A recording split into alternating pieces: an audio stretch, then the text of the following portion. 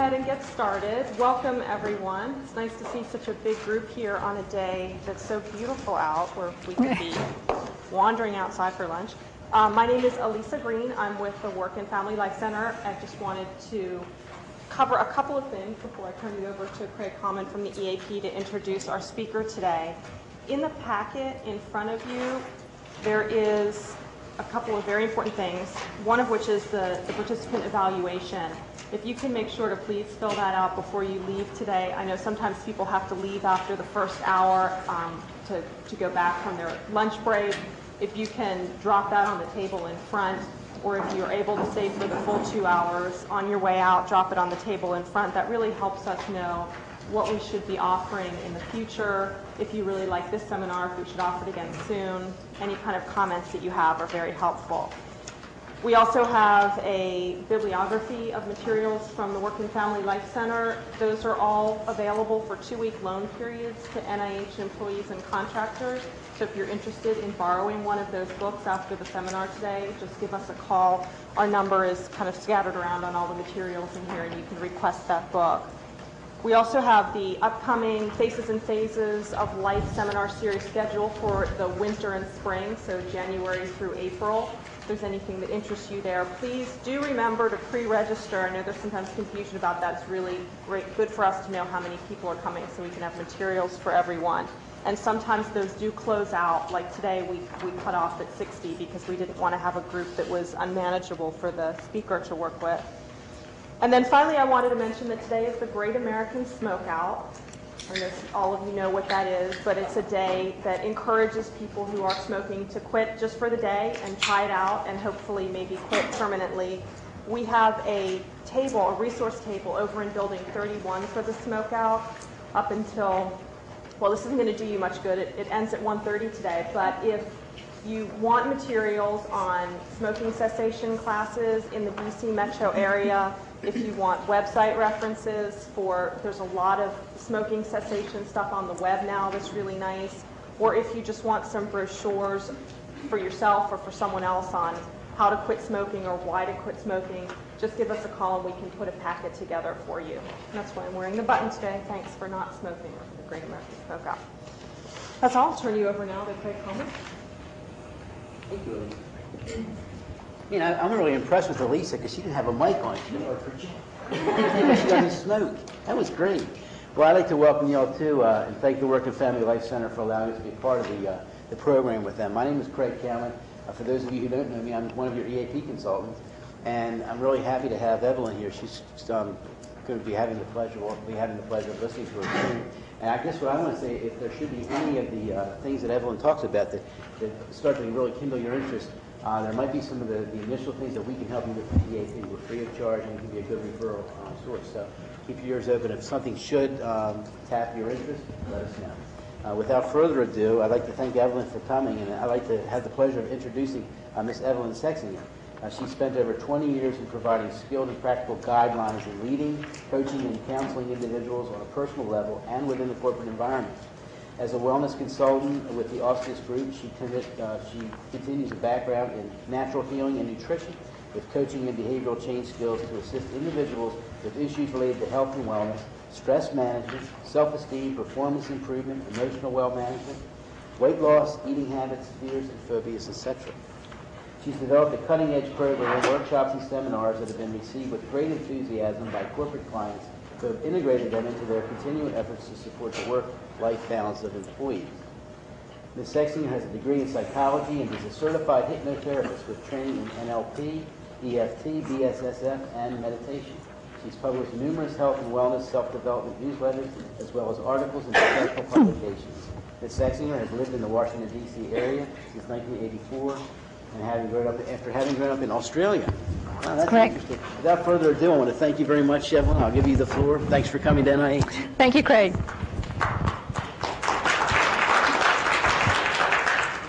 Well, I was going to say, so that you don't have to guess, g'day everyone, but since Craig mentioned I'm from Australia, I don't need to do that. It's a great pleasure to be here today at NIH, considering that I do nutrition and I know you have some wonderful experts on staff here. But just so I can put this in context for you and give you some idea of where I'm coming from, because it's not quite nutrition in the traditional sense of the word. What I found over the years working with clients as a hypnotherapist, it's all about changing your beliefs, personal limitations, and changing your behavior. So we can certainly address the psychological aspect, but what I found was I needed a more holistic approach. And when I got into issues like weight loss and eating for health, I needed to put some more pieces in there to help individuals understand what exactly healthy eating was. Because I can give you all the suggestions about eating healthy, seeing a table in front of you covered with healthy food, but if you don't know what that means, and it's different for everybody, that makes it a little awkward.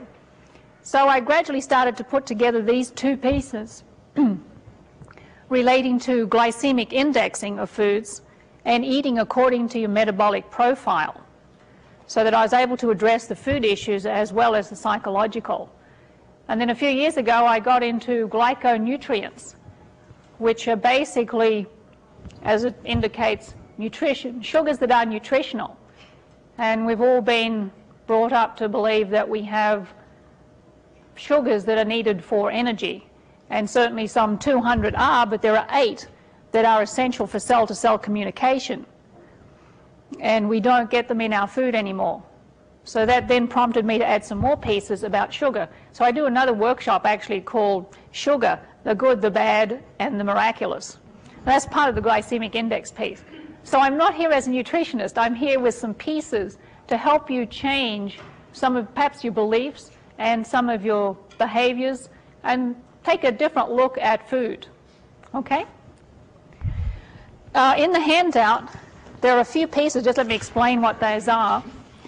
The glycemic index is one complete workshop that I do. That's why it's sort of separate. And the second one is the metabolic profile. Well, I've included a few recipes, low glycemic recipes, just to give you an idea of what that looks like. There is also an actual metabolic profile, which is a pen and paper questionnaire that you can take yourself to find out which of the 3 categories that you fit into. Now, this is a very basic questionnaire.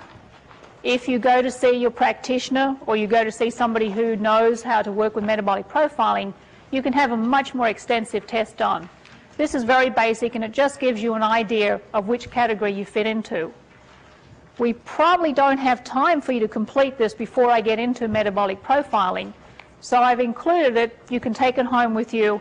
When I give you some of the information, you'll have a better idea of what to do with it. If we have time at the end, we can do it. If not, it's there for you to take. And the last piece is a sheet I put together. This was actually for my weight loss clients, where I've incorporated glycemic index eating, eating according to metabolic profile, the amount of water that you drink, and exercising, which are all key components to not only losing weight, but being more healthy, because the two actually go hand in hand. I'll explain at the end, once you get an idea of the two pieces, how that works. And again, you're free to take this and use it if you find it helpful. Okay, let me start with glycemic indexing. Does anybody here know what that means? Has anybody heard glycemic indexing? Okay, we have one. It's been around for a number of years, probably about 20 years actually, and it's just now coming out to the forefront.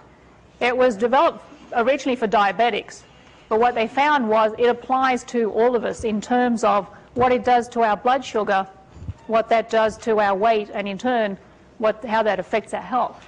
So really what it is, it's a categorization of all the different foods in terms of how do they cause our blood sugar to rise. Therefore, how much insulin has to go in to get the sugar out of your blood. That's really what it means.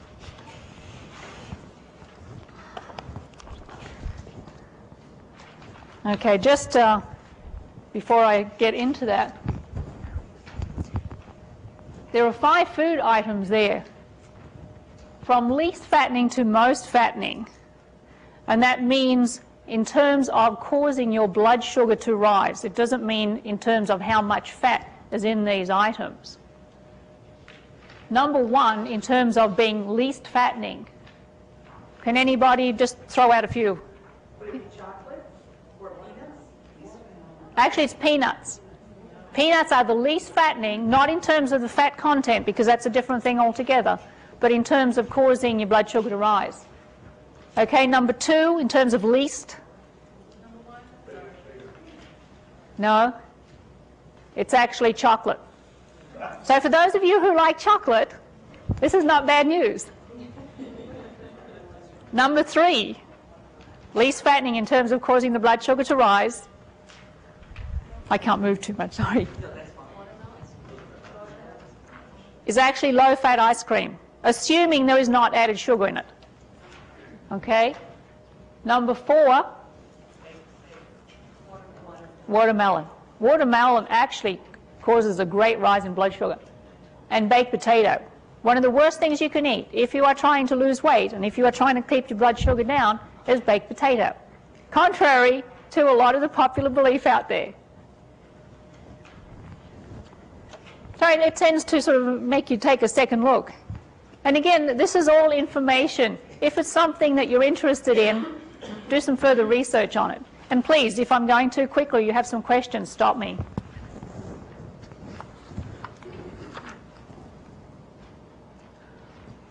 Okay, where does this numbering system come from? It comes from the Glycemic Research Institute, which is actually here in Washington, D.C. And they've been spending the last 20 years, actually, doing research on foods. And they've compiled a list of a few thousand food items in terms of how quickly does that sugar go up.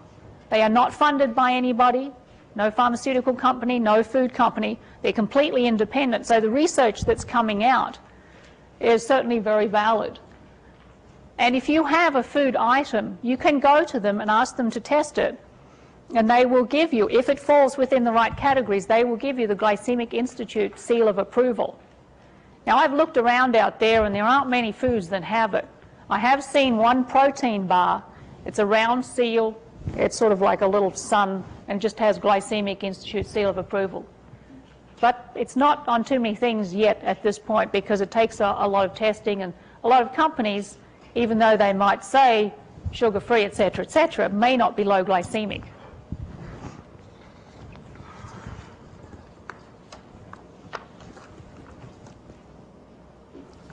This one is actually not in that packet because I haven't had a chance to scan it.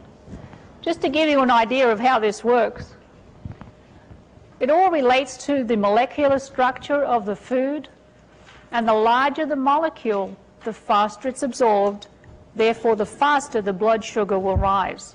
So if you take a look at what's at the bread, which we all eat a lot of, you can see that whole wheat bread, and that means whole wheat as in full kernel, not as in coloured white bread, causes more of a gradual rise in your blood sugar than some of the other flours. Of course, fine white flour, white bread, is one of the worst things. It causes a very quick rise in your blood sugar.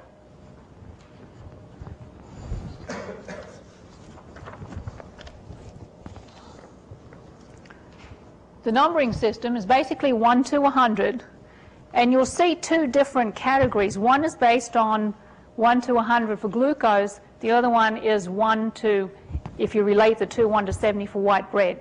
We use the 1 to 100 on glucose. And the only reason to even know that is different books will have different scales. So you might see in one book a particular item has a glycemic index of 65. You'll go to another book and it might say 72 or 82. And you'll say, well, why is that? But generally speaking, it's because they're using two different scales. Additionally, though, it is impacted by how the food is prepared, whether it's boiled or fried, how old the food, how fresh it is, what gene pool it comes from. There are a lot of different pieces that go into how fast does that particular food cause your blood sugar to rise. So anything 55 will be low, 55, 56 tends to be low. Then you've got intermediate, 55 to 70, and then anything else above 70 is high. Okay?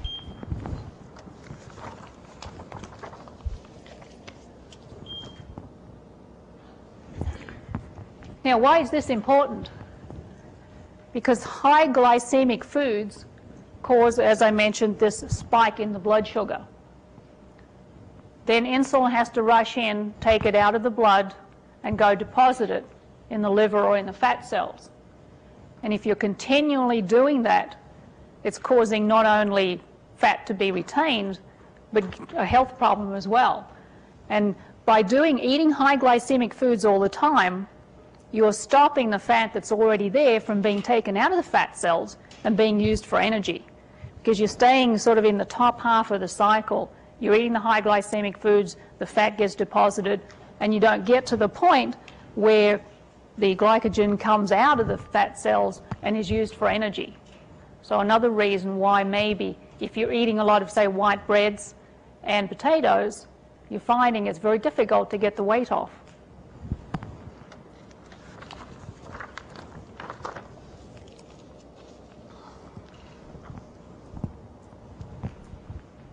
And as I mentioned, you're just increasing the size of your fat cells. You're not adding, but you are increasing them. And you're doing that over a period of year after year after year. That's causing accelerated aging, and it's not good for the organs in your body. Plus, with a lot of high glycemic foods, you're depleting your B vitamins, you're getting more irritable, you're getting more short-tempered, you're getting more tired, so then you go and you look for more carbohydrates, and the whole cycle just continues on and on.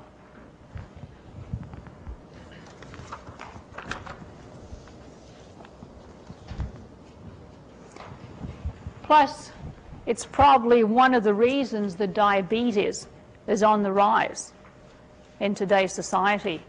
And what they found was in the 30 to 39 age group, in a 10-year span in the 90s, diabetes increased by 70%, by 40% in the sort of the 40, and in the 50-year age group by 30%. So there's been a huge rise in diabetes. And everybody's saying, well, why is this happening? Well, a lot of us are eating a lot of sugar, particularly our children. When you look at the drinks and the foods and everything else, an awful lot of sugar, and that's probably contributing to the diabetes that we have today.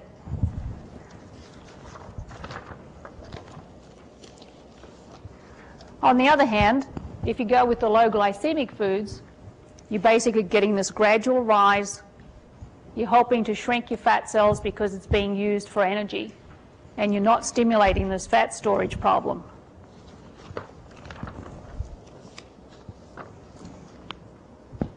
And in actual fact, because you're getting less insulin that has to keep going in to take the sugar out, you're actually increasing your metabolic rate by 8 to 10%, which may not be a lot in the grand scheme of things, but it's certainly helping to lose the extra pounds and give you a lot more energy.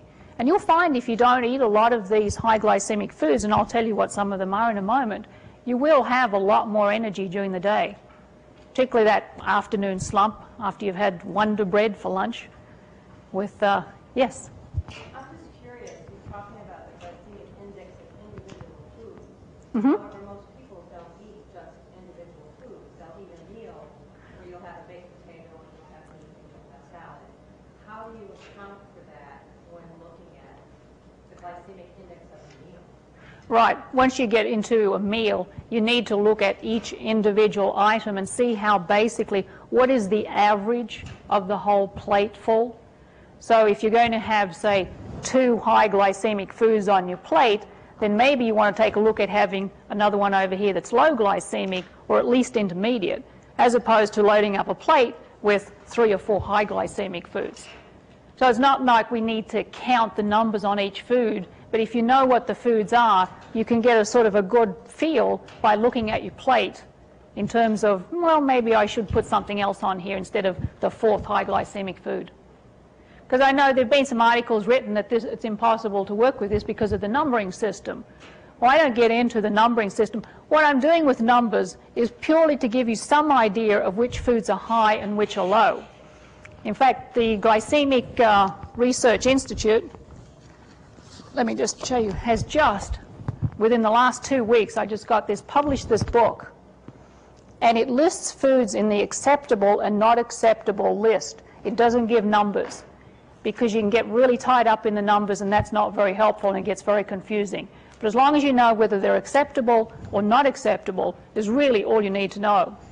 So if somebody's interested, it's a great resource. They actually give brand names, they talk about sugars, a lot of the research behind it, and again, it just came out.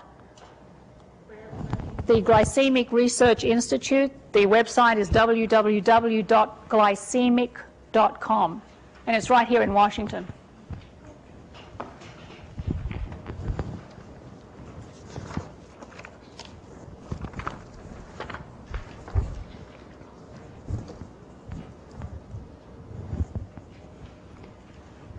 So let's take a look at sugar. The sucrose, the table sugar, is a disaccharide, whereas the sugar that's in your blood is a monosaccharide. So they are two different types of sugars. And you can see that we don't have much sugar in the blood. There's 1 to 3 teaspoons. And when you put in 1 candy bar, you're adding another 8 teaspoons. That's just 1 candy bar in one day. So you can see how you might be overloading the system by the food that you put in there. And the USDA recommends that we don't put more than 10 teaspoons a day extra in there. Now you're going to get some natural practitioners who say 5 teaspoons, which is not a whole lot, not a whole lot at all. One of the interesting things is down in Cuba, actually, where they have a very low-fat diet, but very high-sugar diet because of the sugar cane that's down there. They have a higher incidence of heart attacks and heart problems in this sort of the mid-40, 50-year age group than here in the US, because they eat a lot of sugar, and you have to wonder, is that having an impact?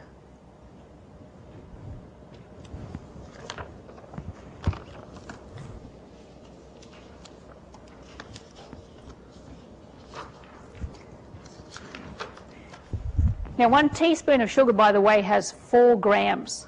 So there are 4 grams in a teaspoon of sugar, which it becomes a little important in a minute.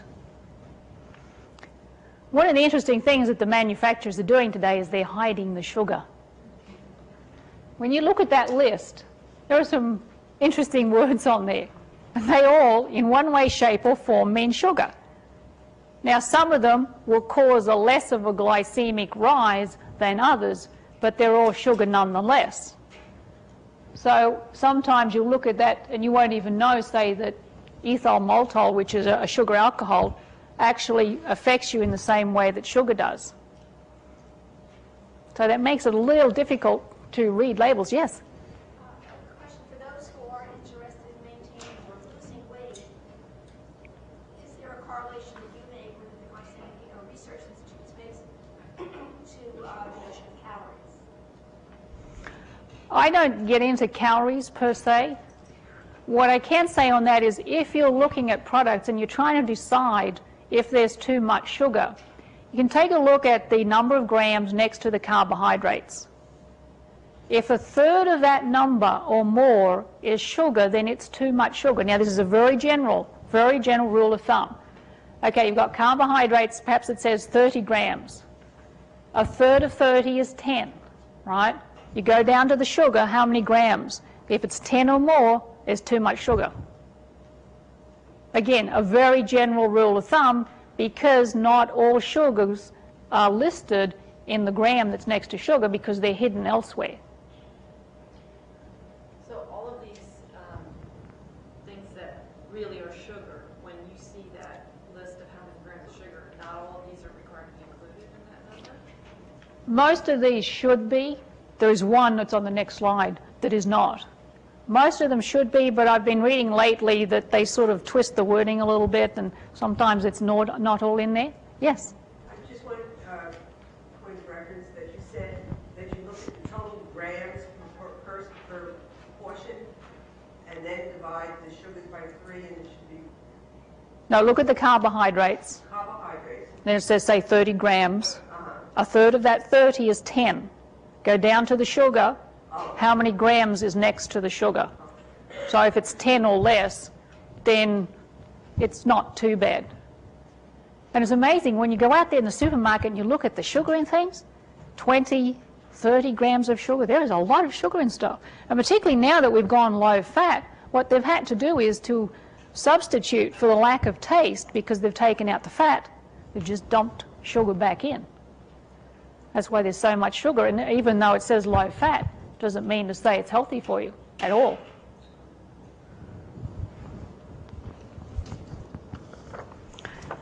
Does anybody here like gin and tonic? Let me just mention, a 12-ounce glass of tonic water has 18 teaspoons of sugar. 18 teaspoons of sugar in one 12-ounce glass of tonic, because the tonic is normally so bitter that they need to put a lot of sugar in there to mask the taste. So if you have a couple of glasses of gin and tonic at night, 12-ounce glasses, that's a lot of sugar you're putting in there.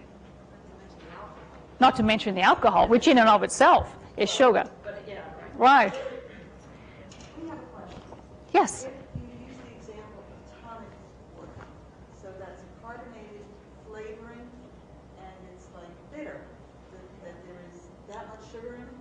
If you melt sugar, you can get a lot of sugar into a syrup. You know, when you melt sugar on the stove, it'll turn into a syrup, so you can get a lot in there. Now, again, that's a 12-ounce glass. That's a pretty big glass. So you tend not, yes? What about caffeine in all of this? Caffeine does impact the blood sugar in your body. If you are looking to sort of lose some of the fat, it's probably not a good idea to drink a lot of coffee, caffeinated coffee, because it will cause your blood sugar to rise. If you need to have 4 or more cups. 1 or 2 probably is okay, but yes, it does have an impact. So I know I have somebody who's trying to lose some weight, and that person drinks a whole thermos at least of coffee a day. I can't understand when I say don't drink so much coffee, because it's not helping you to lose some of the fat. Yes? I'm sure you're going to get to this, but aspartame and those additives, how do they affect the glycemic index? Actually, I will get to that. They don't in that sense, but there are other aspects to those. And by the way, a tablespoon of ketchup, those people who like their tomato sauce, as we say in Australia, there are 4 teaspoons of sugar in a tablespoon of ketchup. So you're better off having mustard than having ketchup on your fries. I know it's hidden everywhere. It gets depressing. In fact, weight-wise, ounce for ounce, the ice cream that has not had sugar added to it has less sugar than ketchup, unfortunately. For the ketchup, that is. And here's a second list of more sugars. Did anybody do Slim Fast? Seems very popular diet drink. 36 grams of sugar in Slim Fast. Yes? Lactose, they use that as medication. That has a lot, that's pure sugar, isn't it? It's a milk sugar, so it's classed as a sugar, because lactose, if you drink milk, you're going to get some sugar in milk because of the lactose. Natural sugar nonetheless. Yes? I thought there were a lot of specific sugars that don't have to be on a label according to the FDA. There are a few that don't have to be listed, and I don't know all the rules. Most of them are supposed to be. I don't know if there's an amount under which it doesn't. Glucose and sucrose and the rest you could hide. No, they're supposed to list most of these on there, as far as from what I've read. An Apple brand muffin from McDonald's has 20 grams of sugar, which if you divide by 4, that's 5 teaspoons of sugar. So you've already got your quota there in one McDonald's Apple brand muffin. Doesn't take much.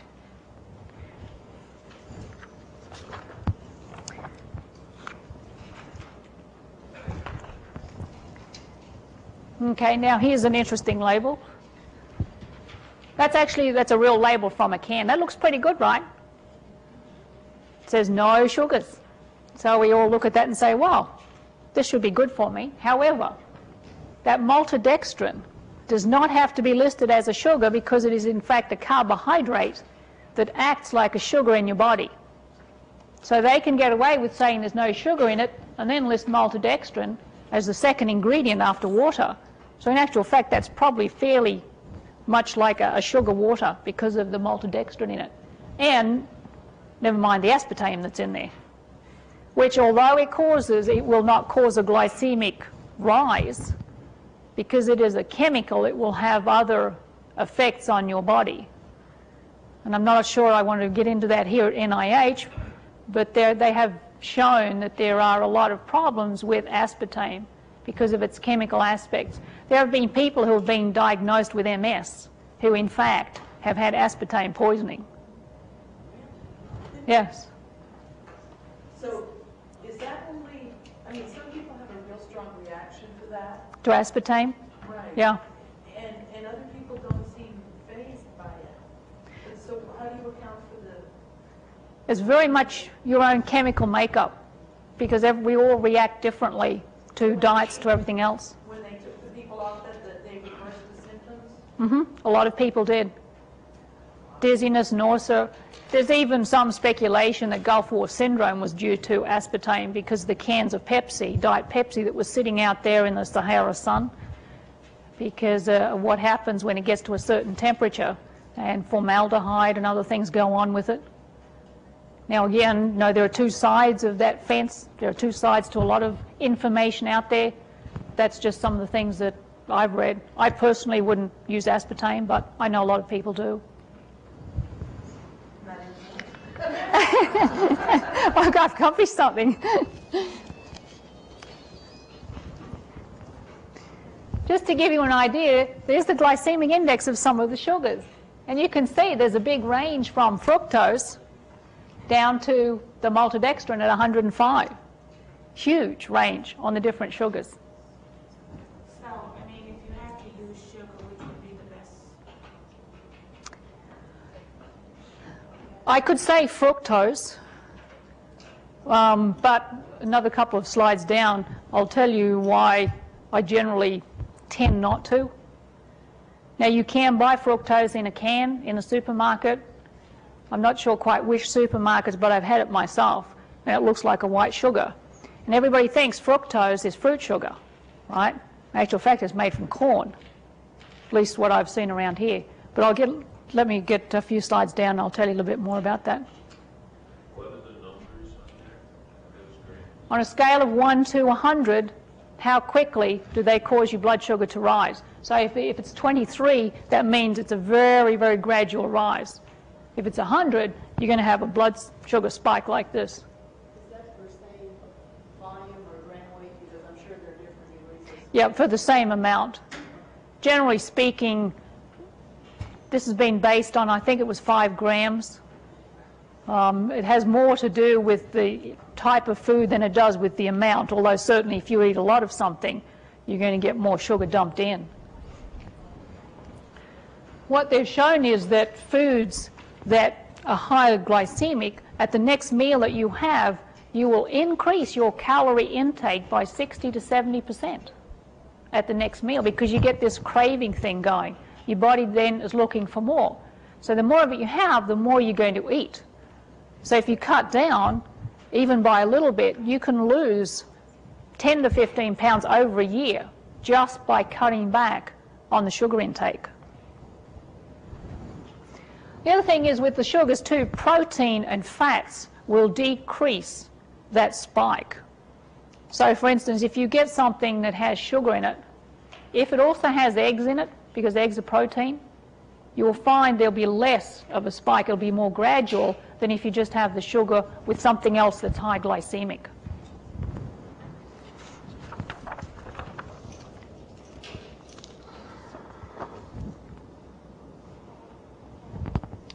Okay, here's the fructose now. They've done some studies on fructose and found, yes, it is very low glycemic, but in some of the studies they've had problems with heart conditions because of the fructose. Now, I don't know how widespread that is, and it's probably not in a lot of the research that's been done, but some of the things that I have read, and the Glycemic Research Institute also will tell you that Fructose does have some other problems associated with it. However, in terms of glycemic index, it's probably a better one to use because it is low, and it is 1.5 times sweeter than sugar. Interesting one here, this Trutina dulcim is new. It was actually put out, Anne DeWeese Allen, who's the head researcher at the Glycemic Research Institute, was on the team of putting this product together. And it is a natural fruit sugar from kiwi fruit. You cannot buy it in the store at this point. You have to buy it through a website. And from the test, as you can get it from the website that's on there, from all the testing that's been done, because it is a natural fruit sugar, they have not had any negative effects associated with it. Does not cause a spike in the blood sugar. You can bake with it, you can do all the things with it that you normally do with sugar. Now, it's not inexpensive. You're going to be paying probably 4 and 5 times more than you do for normal table sugar. But if sugar is a problem for you, there is an alternative out there.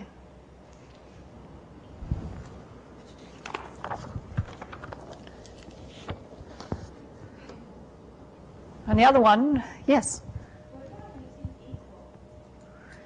Equal is another chemically produced sweetener that's like aspartame. I personally wouldn't. All of those chemically produced sweeteners have an impact on the body because they're not natural. Diet drinks probably have aspartame or maybe even saccharin, which is now back on the OK list. I mean, my belief is eat as naturally as you can. Things that are fresh, organic, out of the ground, anything that's chemically produced, to me, is going to have some sort of impact on your body. And it may not be much, and you may not notice it for 50 years, but it's there nonetheless. Because I do some energy work in terms of the body's energy, and you can see the impact the different foods have on just your energy system. And it's the energy system that actually is the blueprint for the physical body. That's getting off into another area. But just to say that you can see food's impact when you do energy testing. The other one, stevia. Do most people know about stevia? People heard about stevia? It was around a number of years ago, and then as a sweetener was taken off the market, not because there was anything wrong with it, for some other political reasons, is now back as a dietary supplement. It is actually a herb from South America, little green leaves from Paraguay. And it's 20 times sweeter than sugar. You can buy it now in a lot of places. I don't know if regular supermarkets have it, like the Giant and the Safeway, but Fresh Fields, for those of you who might shop at Fresh Fields. And I know the Apothecary down the road here on Cedar Lane has it. And there are a few different types. You can get it as a little green leaf. You can get it as a liquid. It comes as a white powder. And also comes in a box of little green packets so that you can take it with you. Actually, I don't have the slide here of that. Oh, I do, as a matter of fact.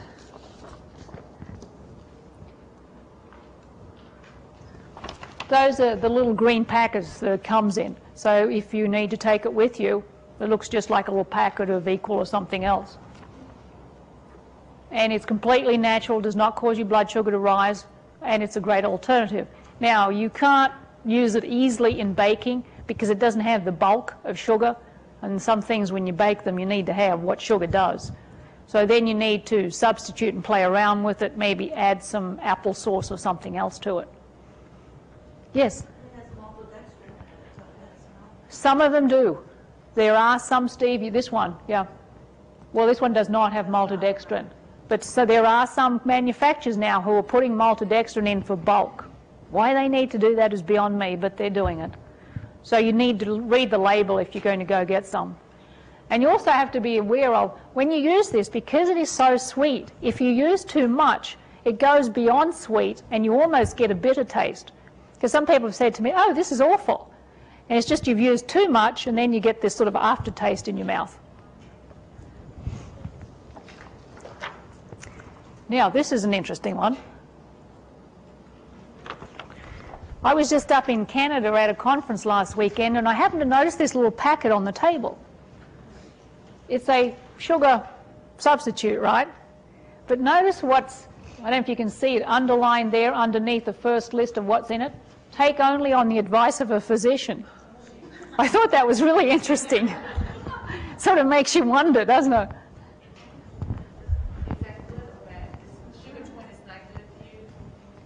It's got dextrose in it, for one thing, which is one of the sugars anyway, and it's got sodium cyclamate, which is like a chemical, aspartame, or whichever one of those chemicals you want to use. So I wouldn't use it.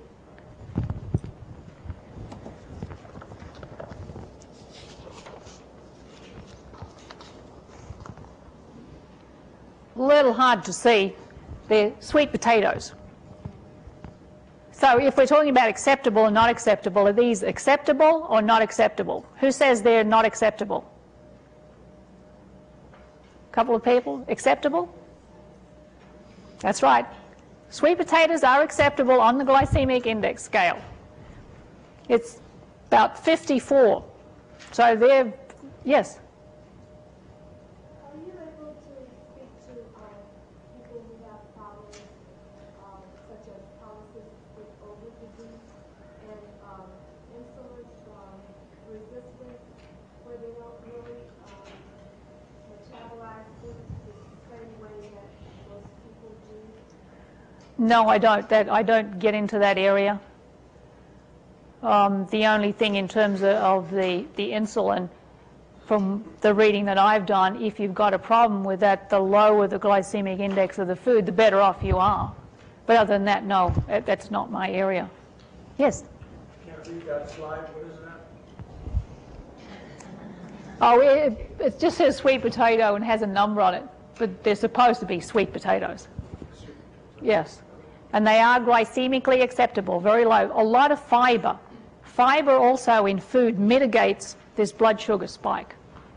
So if you're going to have some sort of bulk with a meal, then sweet potato is great. I do it all the time. Mashed sweet potato, do fries out of sweet potatoes, all sorts of things.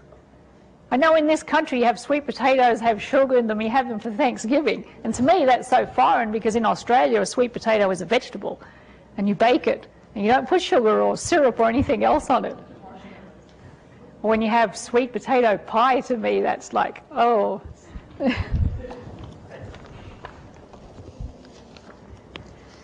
And this is very hard to see, I'm sorry about that, it doesn't show up well, is a baked potato with sour cream and butter on it. And I think we already know that that's not acceptable, right? That's 93 on a scale of 1 to 100. Yes? Is that because of the potato or because of the potato?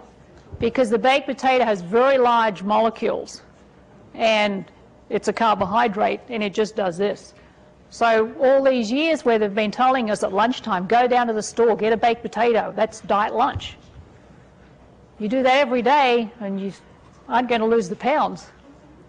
The interesting thing is though, and they say do it plain, right, or put cottage cheese or something on. The fact that you've got both sour cream and butter on there, both of which have fat and a protein, actually mitigates the rise, because it... So I'm not saying go out and eat lots of fat. I mean, you still need to keep the fat down in the low below 30%.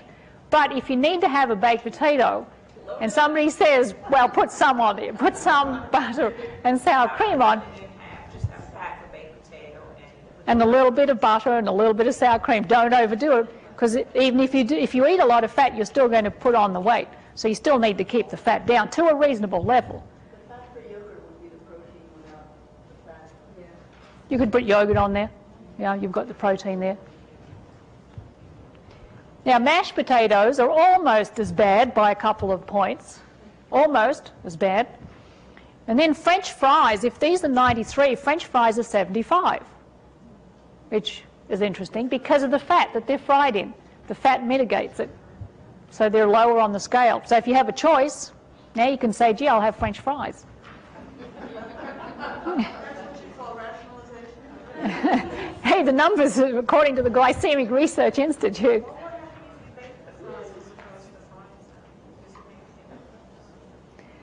then you're looking at more like the baked potato because you don't have the fat on there unless you're putting some fat around them. Because the baking in and of itself is causing those molecules to expand, which is why it becomes fluffy, so the larger the molecules. If you need to do some potatoes, those small new potatoes boiled are the best. Yes? If you're not going to eat white potatoes, and I'm assuming that white rice is off, and pasta is probably off, unless you have wheat pasta, are you going to be able to eat as much of the wheat pasta if you stay away from the white pasta? I mean, it seems like all of the starches are off. Anything that's white, basically. Pasta, actually, though, is an interesting one. And again, contrary to, and I've got it down the road here a bit, but contrary to people who say it's extremely high, it is not. It is intermediate. So pasta is actually not that bad, not as bad as you think. And also depends on the type of pasta. And I'll talk about that in just a minute there. Carrots. Yes or no? This is an interesting one. It's been no up until fairly recently. And the Institute has now put out a little bit more information that carrots actually aren't too bad. They're not too bad. And raw carrots, in fact, aren't bad at all. They're down around the 45-50 range. The longer you cook it, the higher the number will go because the larger the molecules as you cook it. So if it gets to the stage where it's falling apart, it's going to have a higher number than if it's just sort of crispy tender, again. But raw carrots aren't bad, actually. And now they're even saying that carrots aren't too bad. Again, that doesn't mean you need to stop eating carrots. If you're aware that they're sort of in the middle, just have a small portion and don't have it every day. Is really, I'm not saying don't ever eat these foods again because there is nutrition in these foods that we need. I'm just saying if you're aware of it, you can cut back and maybe do it every other day instead of every day, is really all I'm saying. Because otherwise, if we don't eat any of this, we're not getting the nutrition that we need. And everybody's favourite, not specifically Ben & Jerry's. Yes or no? Actually, yes. If there is no added sugar, if it's low fat, no added sugar, it's okay. Now you have to look at the sugar because a lot of manufacturers dump just a whole bunch of sugar in there. So you need to watch out for that. Specifically that brand, and what about the E's that is saying no sugar on it? Sort of the normal, if I can say the normal run-of-the-mill full-fat ice cream is going to be around the mid-60s, generally speaking. And again, there's a huge variety there because of the things that people put in there. So you really have to read the label and sort of make an estimation. But do you trust the label when it comes to the ones that say no sugar? That has aspartame in it, those no sugar ice cream. If they have aspartame, well, then you've got another issue. If you choose to overlook that, then it's probably okay.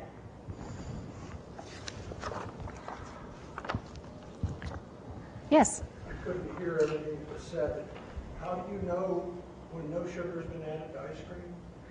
If you read the label, somebody was saying a lot of them have aspartame on them. I don't eat ice cream, so I don't generally look, but if they have aspartame, then you've got a chemical sweetener in there, a sugar substitute, which in terms of glycemic index will be low. But I don't know how much sugar occurs naturally in the ingredients of ice cream, so I don't know when something's been added. I'm talking about sugar, not talking about aspartame. It should say no added sugar, or if you read the list, if there's no dextrose and all those other names I had up there, if none of those are in there, it should be fairly close to reasonable. It says cream and then a sugar as a second ingredient. That's- Well, then you don't know how much that's sugar. added Right. Corn, yes or no?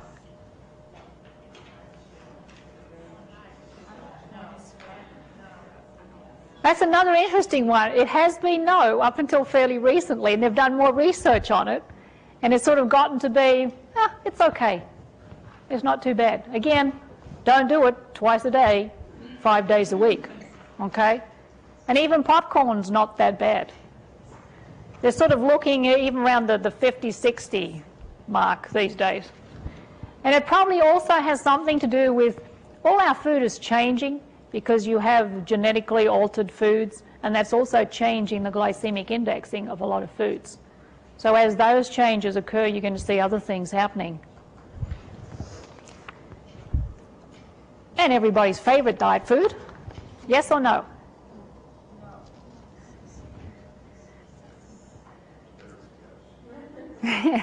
It's- Rice cakes because I thought that it was low in fiber and low in fat, and that it was okay. From that aspect, they are low fat, low fiber. However, from a glycemic index aspect, these are the worst things you can eat. If the scale is 1 to 100, these are off the scale. Yeah. But they're rice for a start, and they're processed rice, so the way the whole thing's been formulated, they cause a huge spike in your blood sugar. Yes? On a macrobiotic diet, which is very high in brown rice, Uh-huh. you might be eating a lot of brown rice cakes. Brown rice. Brown rice is better than white rice. It doesn't cause as much of a spike. I don't know what the processing is. I'm assuming it's the same, so it's probably not great, although it's probably better than the white rice. Again, I wouldn't do a lot of them if you're trying to get rid of some of the weight and you're worried about blood sugar.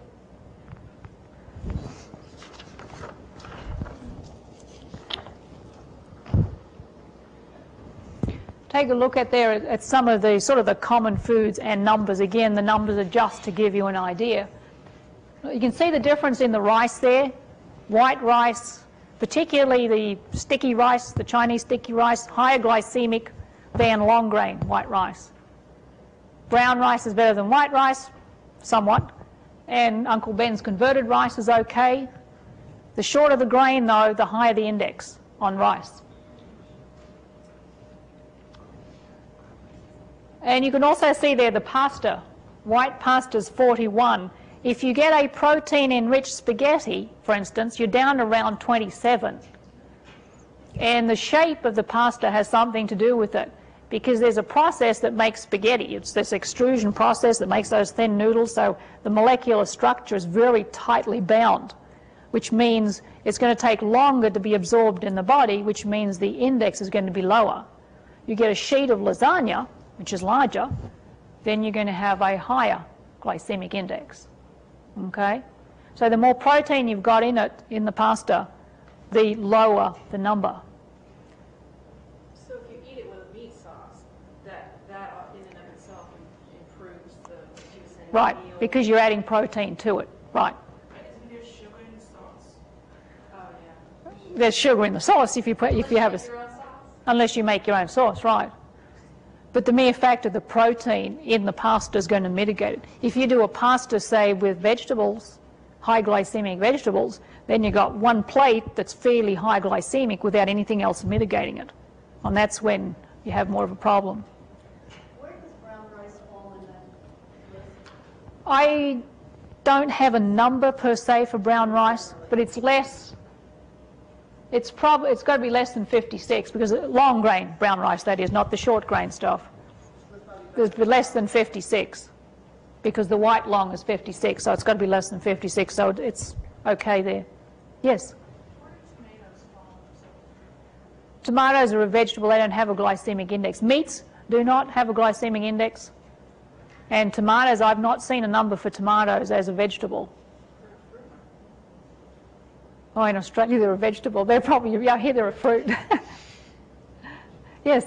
Hi, you know, there are cultures that exist on rice, like the Chinese and the Japanese, and all of these cultures were fairly thin people. Right. So how do you explain the concept of the glycemic index being so high, being so foreboding to eat rice when some of these cultures are thin cultures? They don't eat sugar. They don't eat sugar. So what Then, is itself?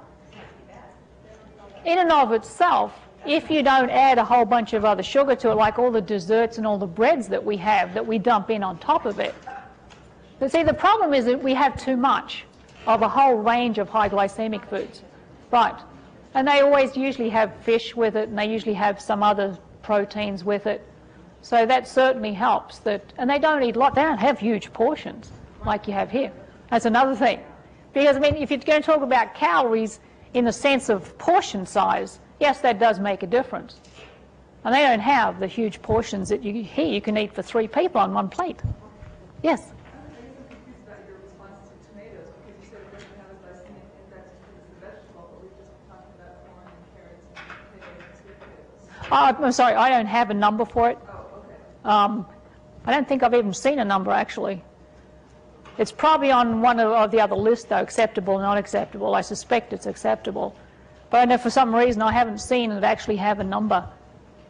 A lot of the vegetables, aside from those because they are high glycemic, like things like spinach and all those other vegetables, they don't list out because generally speaking they're low.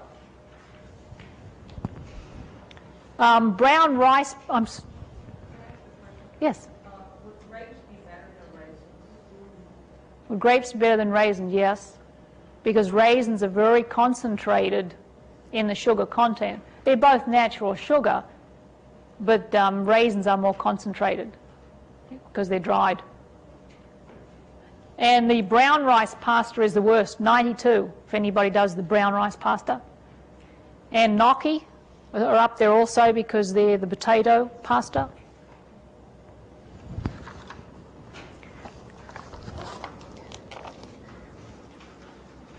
Since we all like bread, I put this one out there because we need to know the differences in the bread. You can see you can start at 19, very low for that particular bread. On this slide going up to 67. So some of the more, I guess, common ones are up there. Note that one that says rye flour bread, and then you've got rye kernel bread. What you're looking for in bread is kernel bread. A lot of what you see as whole wheat bread is white flour that's coloured. I mean, there's really no value in terms of this at all. You're looking for something that's kernel. The best thing to look out for on the label is 100% stone ground whole kernel bread. Because whole wheat in and of itself doesn't say much. You want 100%, you want kernel, preferably stone ground, when you're looking on labels. But your oat kernel bread is on the high end of the list. Yeah, it's up there, even though it's a kernel. I don't know how they make that one. I guess it has to do with, see, oat, that's another thing. Oats porridge. The instant oatmeal, the instant porridge, that one that you pour water on, high glycemic, fairly high, I should say fairly high glycemic. You get the long cooking, the 5-minute oatmeal is much lower. And then the steel cut oatmeal, those little kernels, like the Irish, comes in the can, that's lower again. So the longer, in that sense, that you need to cook the oatmeal, the lower the glycemic index. The instant stuff is pretty high. Yes? This came out with a woman's oatmeal and it's instant. And so you're saying that oatmeal is going to spike, that's very high. If it's instant, it's going to cause more of a rise than the long cooking oatmeal, is what I'm saying. Cook it for longer even though it's instant. That'll only make it worse because it's the processing of the molecule that's causing it to be instant, to be sort of quickly dissolve, that's causing the rise, is what the problem. It's better to get the old-fashioned oatmeal Right. as opposed to the one. As opposed to the instant, yes. Just to clarify, if it says 100% whole wheat, that is not the same as saying stone ground whole wheat? If it says 100% whole wheat, it's not the same as saying 100% kernel or even stone ground. I mean, I tend to buy the 100% whole wheat breads that have no oils added and blah, blah, blah. See, this whole wheat thing is a little confusing. Right, it's certainly better, but oftentimes you don't know if that is, whole wheat can be, I mean, it's better than white because it still has the germ part of it. But how much of sort of white wheat coloured that is, I don't know. It's certainly, if that's the best choice, then I would go with that. Shouldn't be, but they throw yeah, I know. They sometimes throw a few things in there. Yes? I think in what she's saying, when it just says whole wheat, it could be real fine just like white bread. And stone ground is saying it's rough process, so you have bigger grains Right. and lower glycemic index. So you want stone ground. If you can find it. Thank you. Yes. Your book here has that both brown rice and wild rice are high glycemic. They have just actually changed that. This is the first time they've put brown rice in the high glycemic. It's better than white still, and there's still some thought about where they're going with the rice. And I don't know if that has to do with the new type of rice that's now out there. It's hard to sort of be concrete about all this because it's constantly changing. And I assume instant rice has to be worse than long-cooking rice. Actually, the instant, like the Uncle Ben's converted, is actually pretty good. Not converted, the minute rice. I don't know about minute rice, actually. I'd have to have a look to see. It's processed so that it cooks even quicker than other. May have the same thing as the oatmeal problem. And then again, all the way up to French baguette. Those are my favorite. No, no, they're high glycemic too. Bagels in the morning. They're pretty high, bagels. Actually, the one that's not on here is sourdough bread. And that's interesting because the fermentation of the sourdough bread causes it, therefore, to have a lower glycemic index. So if you have a choice, go with sourdough. Now, when it comes to breads, and this is not in that handout, the one that I do is Ezekiel. Because it's made from sprouted wheat, there is no flour in it per se. So it acts like a protein in your body, not a sugar or a carbohydrate. Now, the only place I know to get it is at Fresh Fields in the frozen section. Does it taste like bread? Somebody always asks me that question. I like it, quite frankly. I use it for sandwiches. It's great toasted. Some people say, oh, it's a little bit on the dry side. But, I mean, it is like regular bread in that sense. And just, right.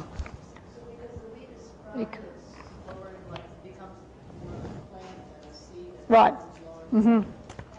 There are some natural health practitioners that say don't eat any bread except this one. Can't really see, it says no sugars actually in this one. They also put out a cinnamon raisin bread for those people who like cinnamon raisin bread for breakfast. And they do bagels as well. Now, the bagels aren't your New York style deli bagels, but they're not bad. Fresh Fields in the frozen section because there are no preservatives. The bread is frozen too? Yes. I'm trying to give you some ideas because people say, well, if I can't eat this, what am I going to eat? So, now this does have a little bit of extra sugar in it. However, it is also made with sprouted wheat. This is the fruit and nut variety, and there are other varieties. It comes in like a small loaf, and it's more like what I would call an afternoon tea loaf than it is a sandwich bread. But if you need something for a snack, even though the sugar's a little bit high on it, it's a great bread to have as a snack. And for those people, for crackers, if you need an alternative, Akmak. They're great. I think they're great, actually. I have seen them in a couple of the regular supermarkets and Trader Joe's. If anybody shops there, carries it. Don't they have oils in those crackers? I mean, like fats, like hydrogenated stuff or not? No, because I don't buy hydrogenated stuff. That's what I was wondering. No, there's none in this. Well, the cholesterol's different. Okay. And for those people who are interested in breakfast cereals, just to give you an idea of numbers, you can see Rice Bran, anything sort of up to the 55 there. But you get into a lot of these other ones, in particular the cereals that our kids are eating today, those Cocoa Pops and Fruit Loops and all those things, they have so much sugar in them. And we're wondering why we have this problem with ADD. Has a lot to do with the sugar. And again, you can see they're all high.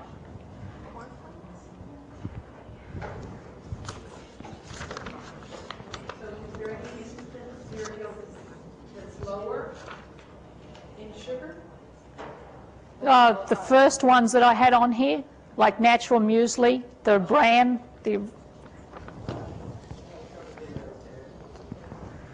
and just to give you a couple of items, instead of doing bread, do something that says whole or cracked grains, at least 50% if you can't get the 100%.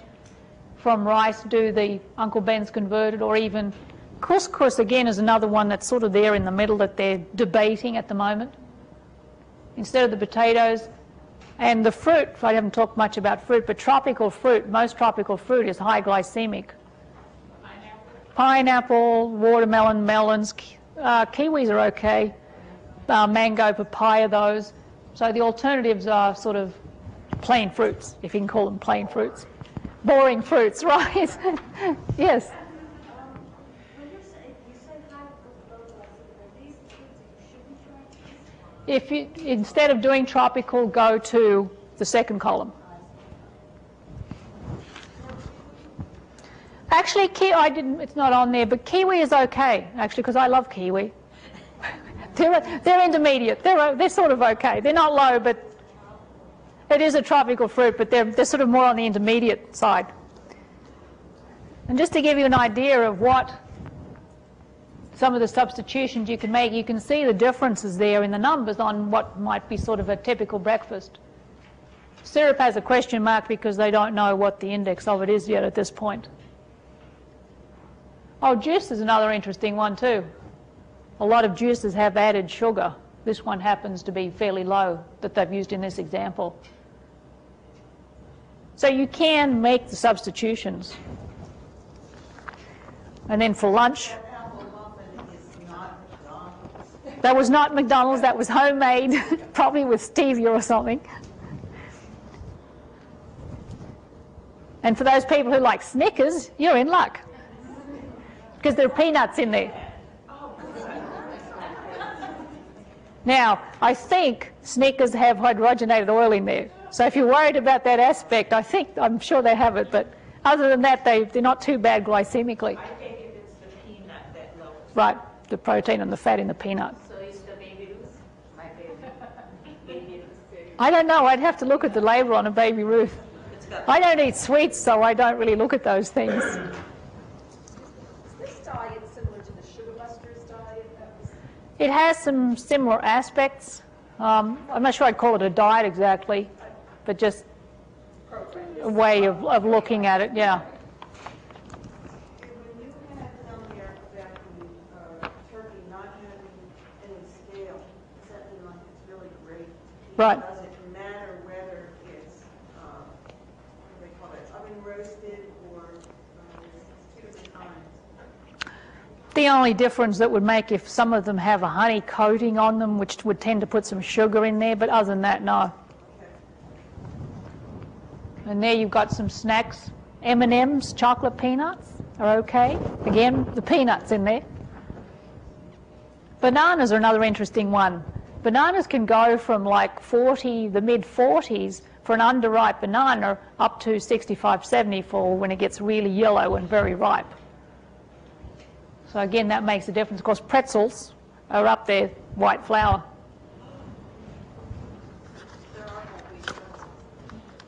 Pardon? It'd be interesting to know, it's sort of coloured. And for dinner, here they happen to have ice cream on the higher side. You can see whole wheat spaghetti, 37, that's pretty low. They did not add any sort of sauce to that particular one there.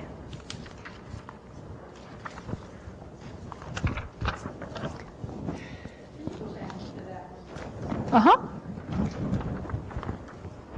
So under the higher glycemic, we have one green salad, and under the lower glycemic, we have one green salad. Because the green salad basically doesn't count. The lettuce, whatever else is in there is low glycemic, so that's a wash, is what they're really saying. It's okay, in other words.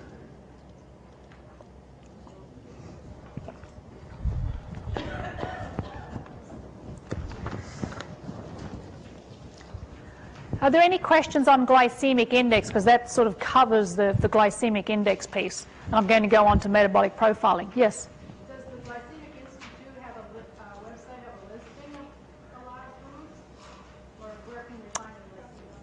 They have their book out. I also have, which is not in your handouts, I have one page here that I've got some resources on. It lists the book, The Glucose Revolution, The Authoritative Guide to Glycemic Indexing. It's put out by 4 researchers, doctors. It's probably one of the best books on glycemic indexing. It does not come out of the Institute, but it's an excellent book. And you can also go to, and I have it on here, the Glycemic Index Researchers, the Glycemic Research Institute's website. But there's also another website on here by an individual, a fellow called Mendoza, who has taken a lot of this information and does have foods and numbers on his website. I'll leave these here at the end. You're welcome to take one, because it also has some references for the metabolic profile on it and a couple of other pieces that I use in workshops, so you're welcome to take this. Or again, you can just get this particular one, acceptable, not acceptable, from the Glycemic Research Institute. Yes? What is glycemic index of lavash bread? Lavash is sort of like the Akmak cracker, is it not? It's very thin. Is it dried? I don't know. It's white flour, right? I don't know, actually. You'd have some because of the white flour. I'll take a look at the end to see if it happens to be listed in here. Yes? How is a low glycemic diet different than a high protein diet? High protein, like this one here, the Atkins high protein, low carbohydrate. What I'm really making a distinction is in the type of carbohydrate when we're talking about Glycemic Institute. When they normally talk about low carbohydrates, I don't think they make too much distinction whether they're high glycemic or not in a lot of cases. It's carbohydrates. Like Weight Watchers, you have points. So you can have pizza on Weight Watchers as long as you stay within your points. They're not saying that all the white flour in the pizza and everything else on there. Pizza actually is very high glycemic, but they don't care about that as long as you stay within your points. So it's just a different way of looking at it, actually. And I mean, these are just a few of the ways of looking at food and diets. I only sort of get into the last 2 or 3.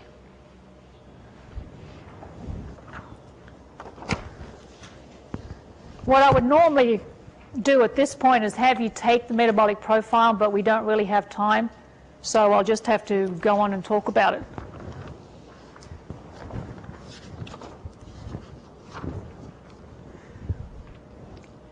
Now this is another piece. We don't really get into glycemic indexing. This is how do foods act in your body, because all diets work for people, individuals, some of the time. I mean, you can do really well on one diet, you can do terribly on another diet, and that same diet somebody over here can do really well on. Because we're all individuals, we all have a different genetic makeup, nothing's going to work for everybody. And that's why it's such a case of trial and error. Do I go with the Weight Watchers? Do I go with the Atkins? The Atkins works for a lot of people initially for a few weeks, but over a period of time it's very unhealthy, because you're dumping a lot of protein in there, which in and of itself can cause some problems. So yes, you'll lose some weight over the first few weeks, as you will on a lot of others. What I guess I'm trying to do is give you some information that you can look at and use over the rest of your life. If you're worried about blood sugar, then I need to look at some of the things. I need to look at the way my plate's arranged so that I'm not dumping a lot of sugar in, day out. So I'm trying to give you some long-term ideas on what to do. Now, metabolic profiling talks about how do foods act in your body, because there are 5 different types, and the same food will have a different reaction in different people.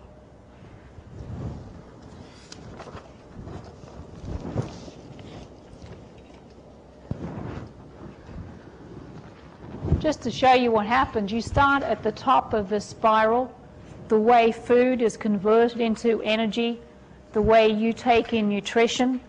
And if that is out of balance, which is what we get into with metabolic profiling, you're going to get problems with your organs. Then you're going to get toxins that build up with your body because your organs aren't functioning properly. Your liver's overloaded, your kidneys overloaded.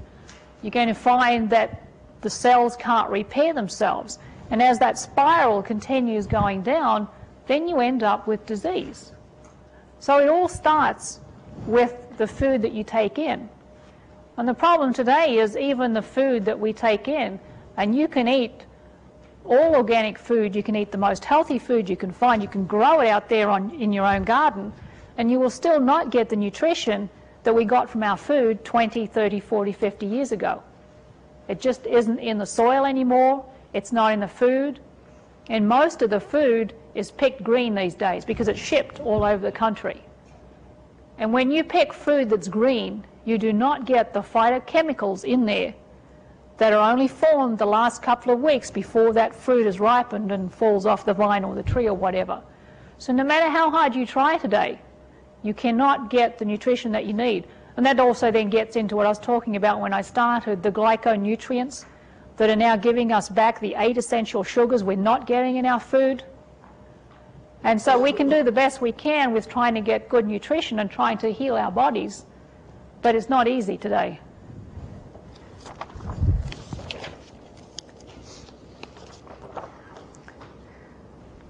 And when we talk about metabolic profiling, we're talking about the blood pH level, acid or alkaline. The normal pH in the veins, that means up there, is 7.461.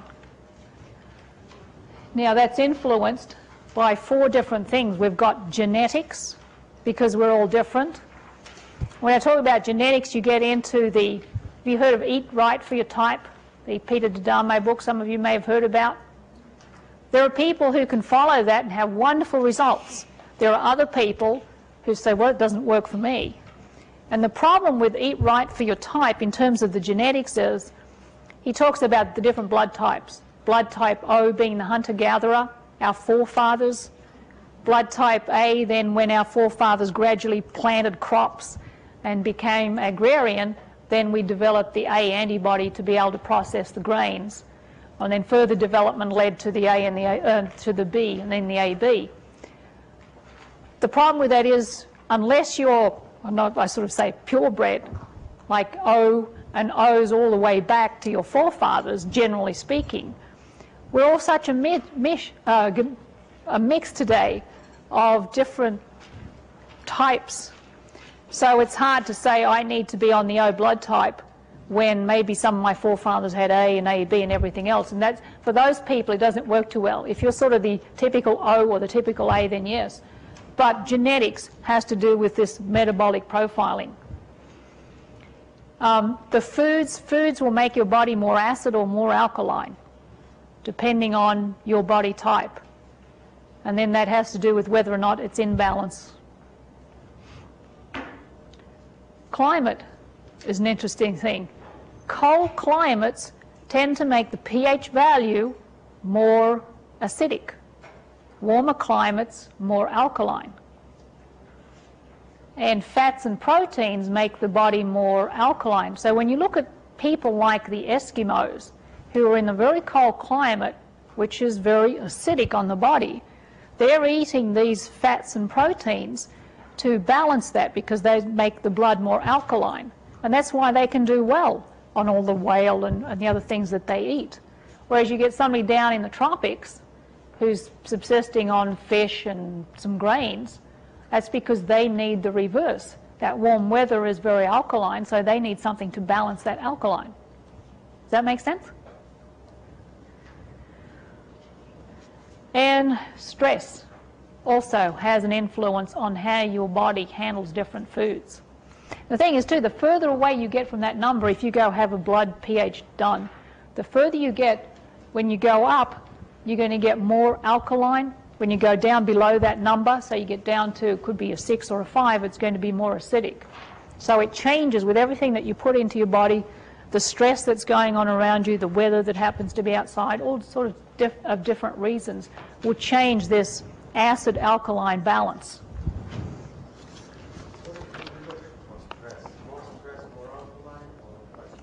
Depends on your body in terms of what's going on. When you Having more stress, is it more alkaline or more acidic? Well, let me put this next slide up. Let me show you just, this might explain a little bit. What metabolic profile takes into, the two pieces of it is, you've got the autonomic nervous system, which is all the systems in your body. That's sort of the master plan of how your body works. And you've got the oxidative system, which is the burn rate of the individual cells of the nutrition. I'm trying to sort of make this simple. So you're going to be dominant in one or the other, okay? Now within this autonomic nervous system, you're going to be dominant either sympathetic or parasympathetic, which is another system in the body. The sympathetic system gets your body going. And if you take it back to sort of the hunter-gatherer forefather, if he was walking along in the forest and a tiger jumped out, the sympathetic system would all of a sudden activate. That's the fight or flight system, so that he would have the energy to go and outrun the tiger, for instance. The parasympathetic slows down the body system. If you're having lunch and you're using the systems for digestion, then the parasympathetic system takes over. But you're dominant in one or the other. On the other side, on the oxidative system, your cells burn either at a fast rate or a slow rate. And then that gets into then whether it's more acidic. The fast burners are more acidic. So I would, although I hadn't thought of it in terms of the more stress, I would suggest that the more stress, the more acidic, because the fast burners tend to be more the A-type people.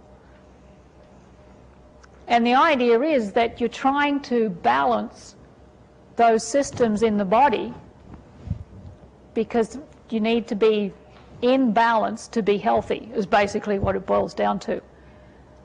And everything that goes on around us causes all these systems to be like a seesaw, to become unbalanced. What's interesting, something like the doctor gives you calcium for osteoporosis, right? Depending on which of these pieces that you're dominant in, it can be good for you, and the other person maybe not so. Because it's going to cause the one person on the fast side, the calcium will cause more acidity, which if you're alkaline, you need the acidity to balance out the alkalinity. However, you go to the other side, somebody else who's in the more acid state, and you give them calcium, they're going to be overloading the system with even more calcium, when in fact what they need are things like magnesium and manganese to balance out the excess calcium that might be in there. Does that make sense?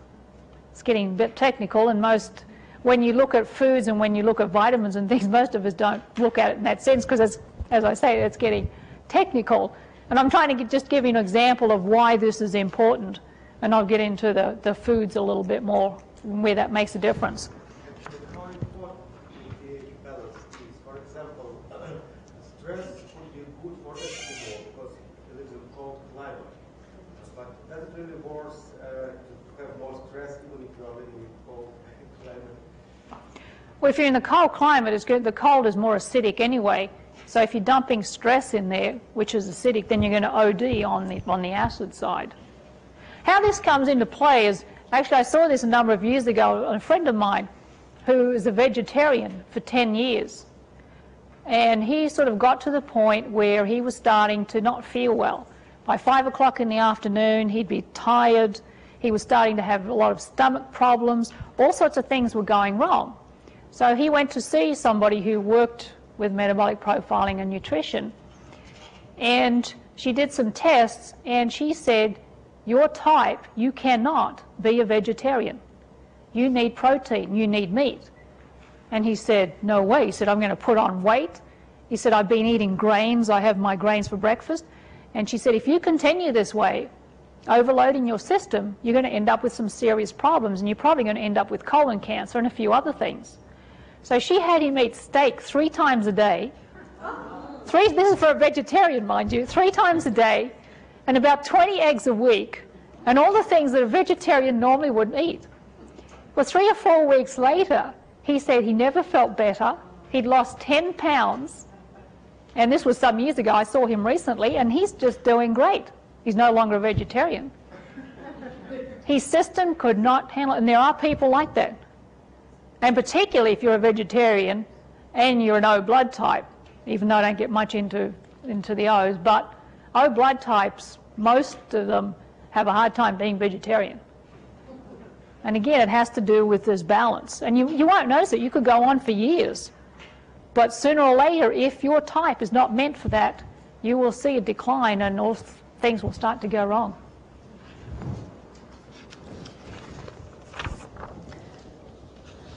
So if you are balanced, you should be able to go 4 to 5 hours without getting hungry.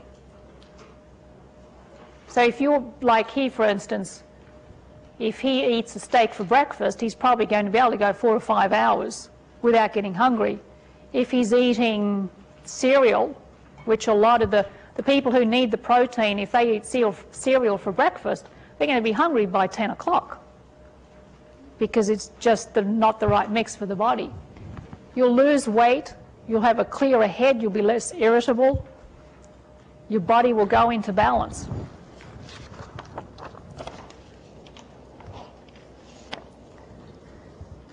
Oops.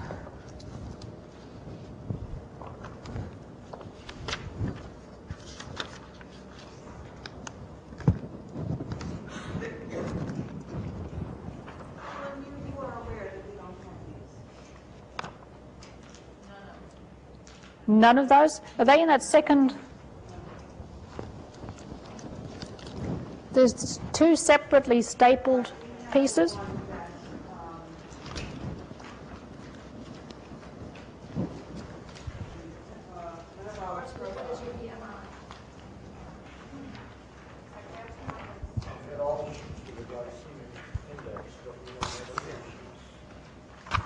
You don't have one that looks like this?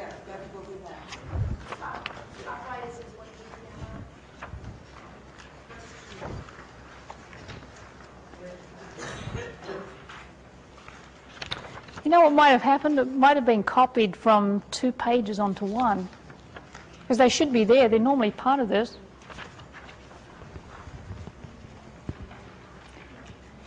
If I can at some point make a complete set and get it to Elisa, I'll be happy to do that. I know what happened there. It might have been 2-sided and just only one side got copied.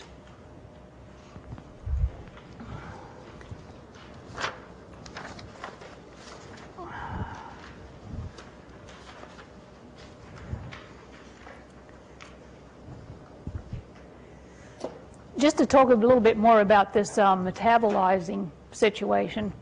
When you take food in, there are 3 outputs, I guess for want of a better term. What you do with that energy that you take in, you can get rid of it with exercise, which we all know about.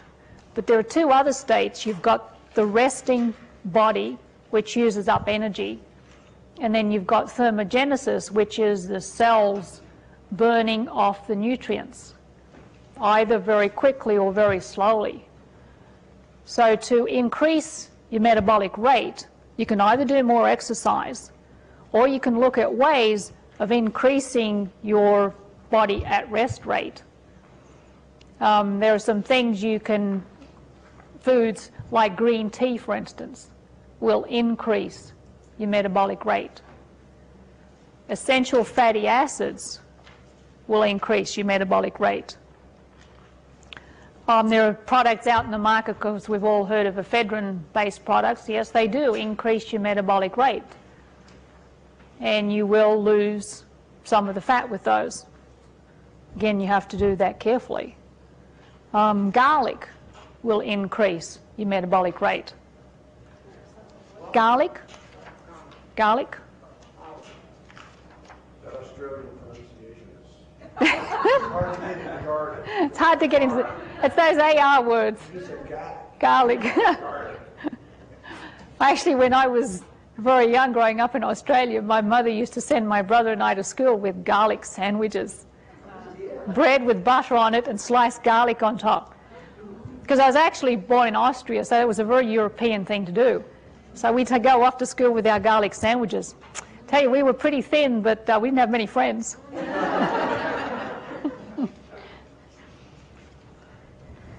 Ginseng, by the way, is another one that will increase your metabolism and get you to burn off those calories. There's what's called brown fat, for short, in the body, which is fat that's very deep. It's around the spine, it's around the heart, keeps the heart warm, and around the internal organs. And that actually has, although you don't hear about it much, has a lot to do with your body metabolism, and it accounts for something like 25% of how you burn off the nutrition. And it's brown fat as opposed to the yellow or the white fat, which is insulation.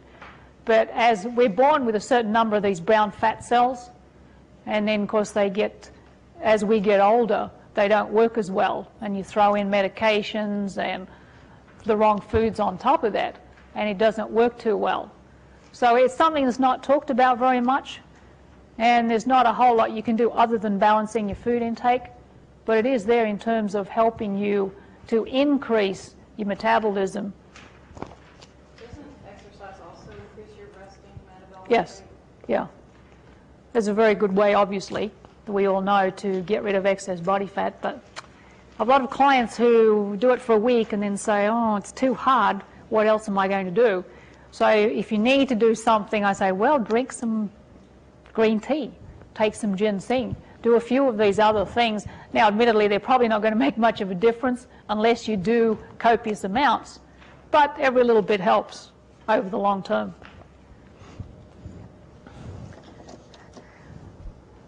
Just getting back to some of the foods, you can see here the B is balance, the I is imbalance. If you're a person who is a fast burner, and again, the only way to know what you are is either you take that short pen and pencil test or you go in for a much more comprehensive test. This here will give you fast, slow, or intermediate. So you can tell which side of the fence that you're on. Now, if you're a fast burner and you eat something like, say, the carrots, they're going to balance your body, but if you're a slow burner, they're going to cause an imbalance in your body. And that's not something we generally think about. We just talked about carrots being high, maybe intermediate in the glycemic range. But they will also cause your body, the blood pH, to be more acidic or more alkaline, depending on your makeup. And so it gets a little difficult when you're shopping or trying to cook food. If you follow this and then you go think about glycemic, you really sort of have to put it into perspective, which is why I say it's great to have the information, but generalize and sort of say what works for me. Otherwise, it gets very difficult to shop or to cook, because I found that for myself. I'm lucky I happen to be an intermediate, which means I can go both sides of the fence. So it's easy. For those who are fast or slow, it's a little bit more difficult.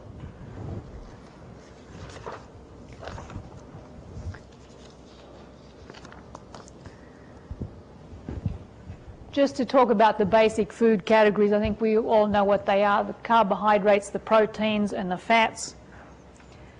An interesting thing with the carbohydrates, and forgetting glycemic indexing, although that's certainly part of it, they will, particularly the high glycemic ones, cause the blood sugar to rise. If you're going to eat carbohydrates, it's better to do it at night, because then you only get one peak as opposed to 3 times during the day: breakfast, lunch, and dinner.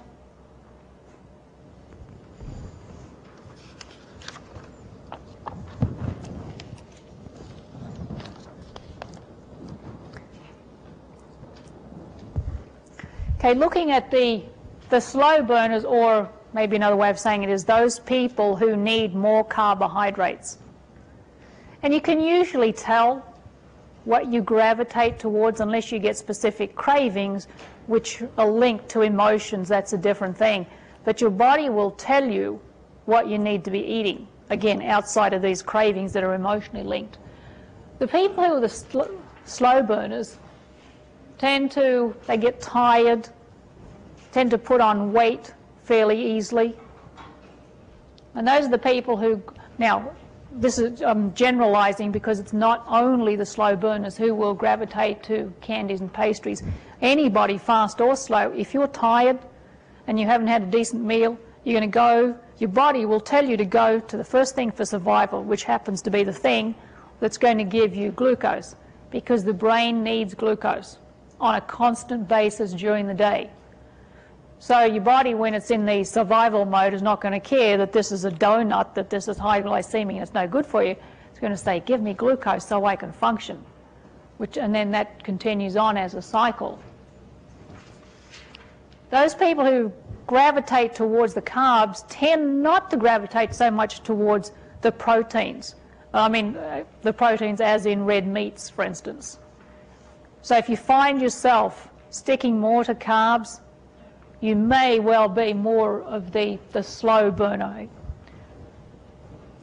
And you may even have underactive or an overactive thyroid and adrenal. So it might be just something to be aware of, to check into. If you find it's hard to get the weight off and you're feeling tired and fatigued all the time, depending on what food you eat. Because I find if I have pancakes at breakfast time with syrup, by 11 o'clock, I am just really tired. Whereas if I have bacon and eggs and Ezekiel bread, I feel great. And when you start to take notice of your body, because we really don't listen to our bodies, it makes a huge difference. And your body will tell you what's good for you to be eating, instead of we're being bombarded and hypnotized by all these ads out there with foods and low fat and things like that. Your body, you can trust your body. It will tell you if you really listen to it.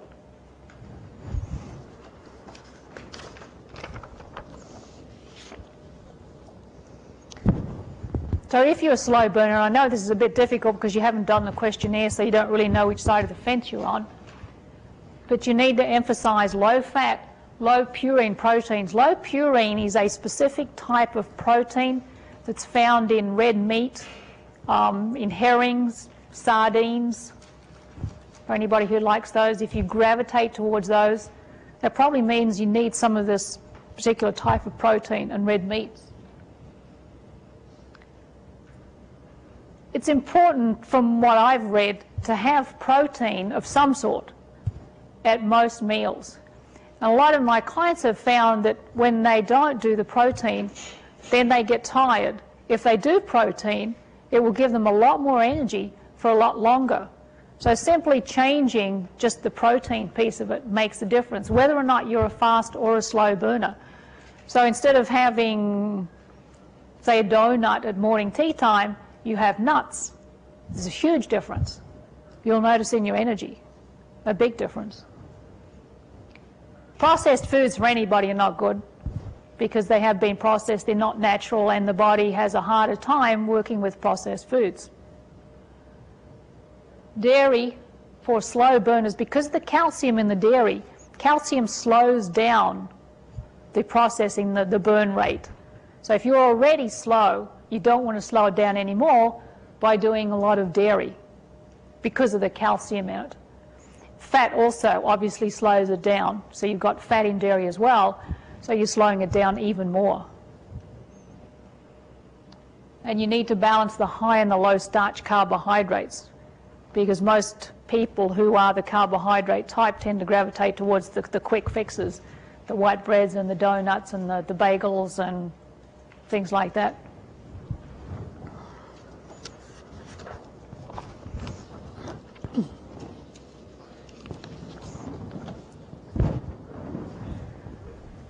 Okay, grains are good for slow burners, but don't overdo it because you can have too many grains and again will slow down the metabolic rate. Vegetable juices, not fruit juices.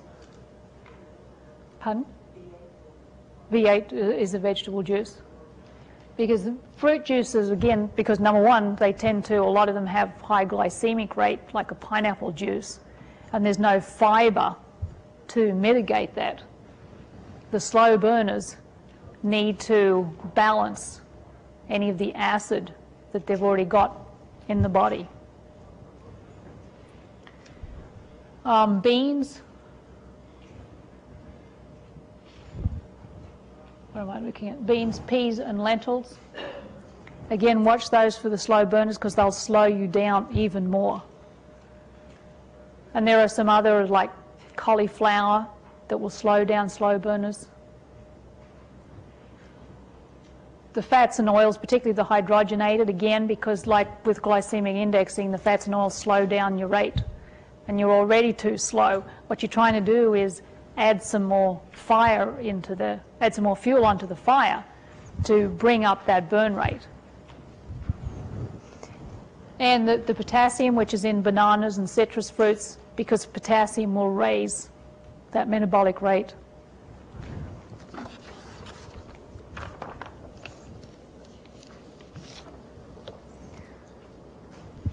And just to give you some idea of when you're looking at a plate of food for these people who are the slow burners, 40% of that plate needs to be in the proteins and the oils and fats. Now, you can pick up something off the list there with a little bit of butter or a little bit of oil on it, but 40% versus 60% of the carbs, because the carb people need more on the carb side, fruits, vegetables, and grains. Doesn't mean you don't need any protein, it just means that you need less than the people who are the fast burners because they need a lot more. Now, this is a continuum. It's not that some people are here and some people are here. You've got all sorts of gradations on this. And that I find for myself, even though I'm an intermediate, there are times when I tend to gravitate more towards the protein side.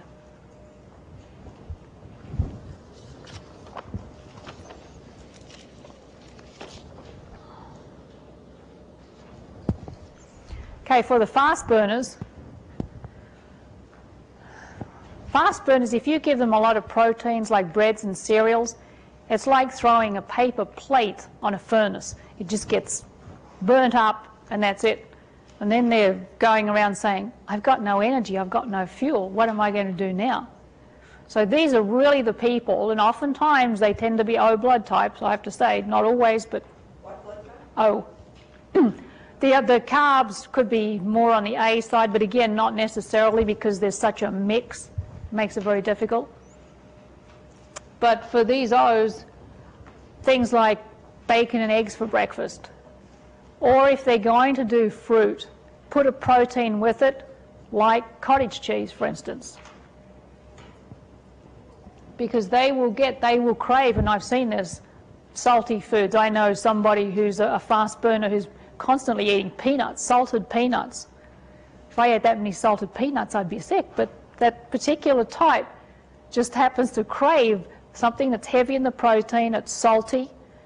And if they do the sweets, it's going to be sweets 2 hours later, and 2 hours after that it'll be more sweets. For a fast burner, to do a lot of the carbs that turn into the sugars, it's deadly because they continue to want. It sets up this cycle. And then emotionally, they get a lot of peaks and valleys. And if you watch somebody, you can see after they've eaten, are they irritable? Do they feel great? Are they ready to have a sleep? You can see it all happening depending on what type you are. It makes a huge difference. And all of this has to do with that particular body trying to balance. It may be more acidic, so they want to bring the acid down and bring the alkaline level up. All this is, these foods, when you gravitate to something, it's about trying to balance. Unless, again, it's an emotional craving because every night at 7 o'clock I have ice cream, and I had it when I was 5 years old, therefore I now associate with ice cream for dessert because my mother used to do that. That's a different thing, because habits and cravings, although they tie in, we're not always listening to our body in terms of what it wants.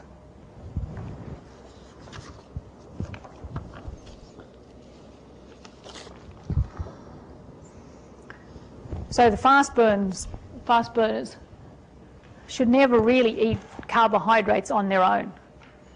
A pasta dish with a few vegetables without any protein is probably not a good meal for a fast burner, because they're going to turn around in an hour or two and then they're going to go looking for dessert simply because they're hungry and they need more energy. Whereas if you put meat in there, particularly red meat, steak, lamb, any of those, they're going to find that their energy lasts a lot longer and they're going to feel a whole lot better. And snack on protein foods, not pretzels. Nuts are good, maybe some protein bars, but anything that's got more protein in it. And they don't do well with the wheat breads, with any sort of breads really, because again you're getting all that sugar and you need the protein, unless it's Ezekiel bread. I know somebody who's a fast burner who does fine on Ezekiel bread because that acts more like the protein in the body.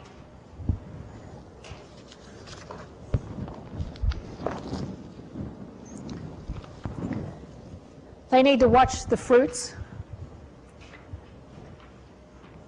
Again, particularly the exotic fruits, because they've already got an acid, I won't say, they've got a lot of acid already in the stomach.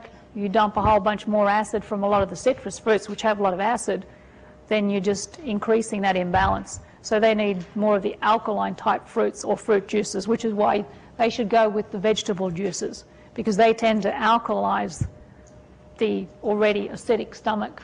What about grapefruit juice? Very acidic. Very acidic.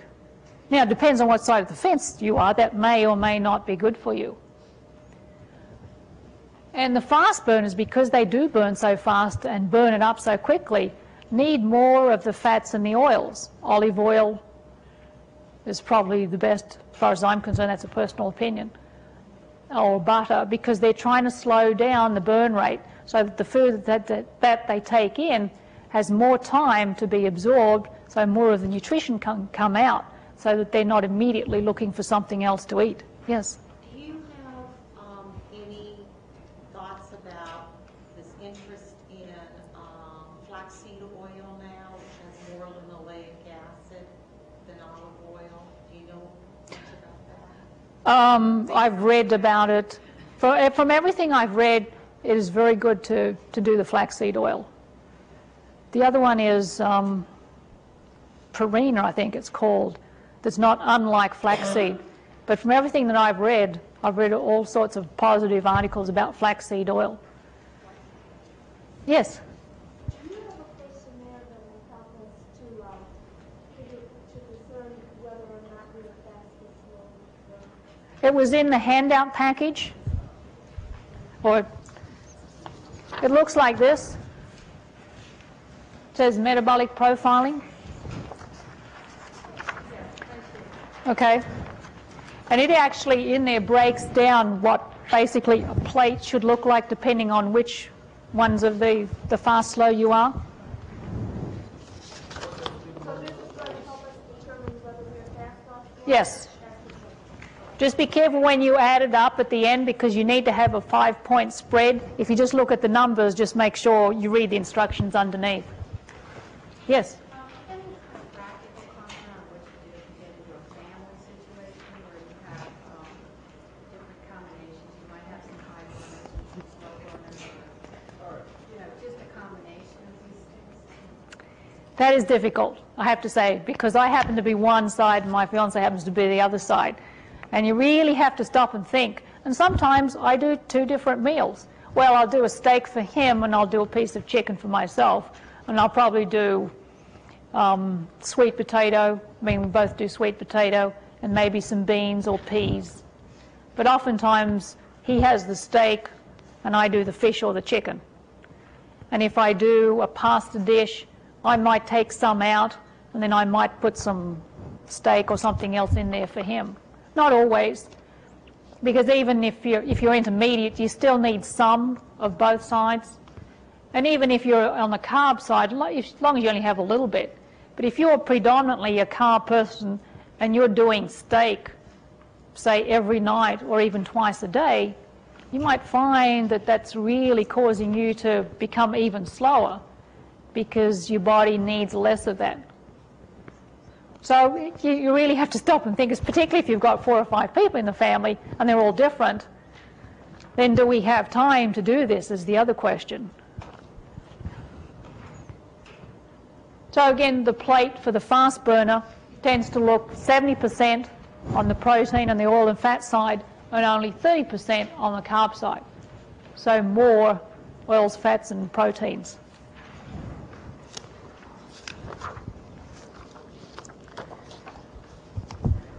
And then if you're a mixed burner, you sort of get the best of both worlds, actually. The one, I guess, point I want to make on that is if you are in the middle, you need a variety. And I happen to be in the middle. And I've always wondered why my whole life I needed different foods. I've had friends who every Tuesday night had the same meal, every Wednesday night had the same meal. I said, I couldn't do that. I need a different breakfast today than I had yesterday. I need to have new and different every day, almost. Whereas the people who are on one side of the fence can eat the same thing all the time.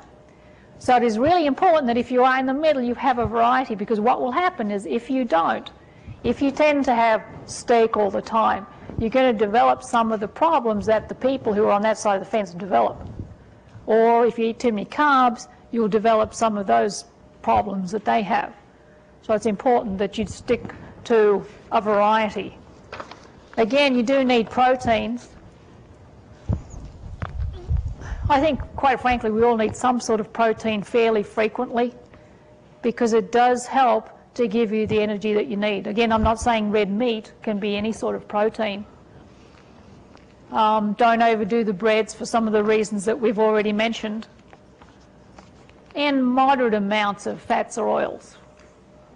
Not that any of us should have a lot, it's just that the people in the middle and the slow burners need less than the people who are fast burners.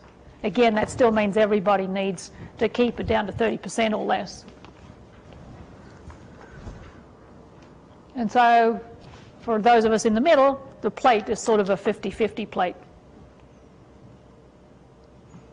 Just to help you without having to think about what I put on there, just 50-50 is sort of a good estimate.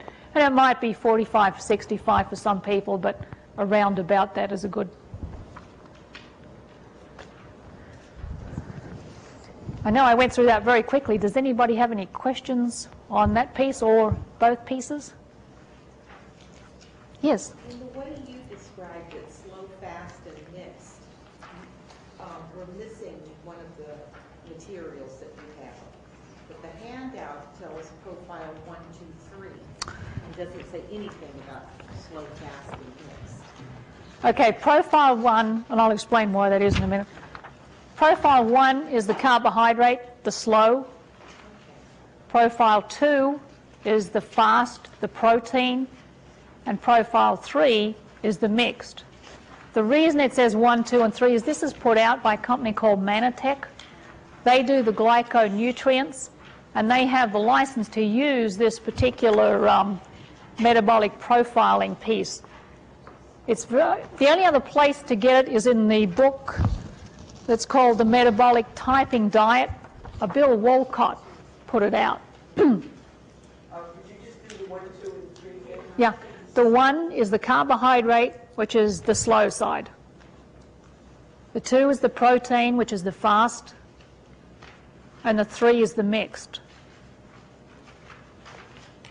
So I use this because I work with the glyconutrients. The 1, 2, and 3 refers to the vitamins that they put out. They put out a vitamin based on the 1 profile, on the carb profile. The 2 and the 3, that's why it's 1, 2, and 3. So 1 was what again? Carbohydrate slow. Slow. Now I say slow, fast, and mixed. I mean, those are basic generic terms. If you get into having extensive tests done, they get more into depth about which side of the parasympathetic, sympathetic side you're on, and it gets more technical. I tried to bring it down to just a basic level that everybody can understand, fast, slow, or mixed.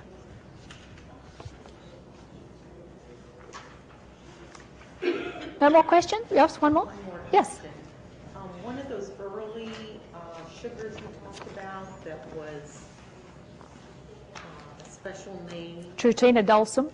is that the consistency, you can use it in baking like sugar? Yes, that's what they say. I've not personally tried it, but they say you can use it just like a sugar. The Tritina dulcim.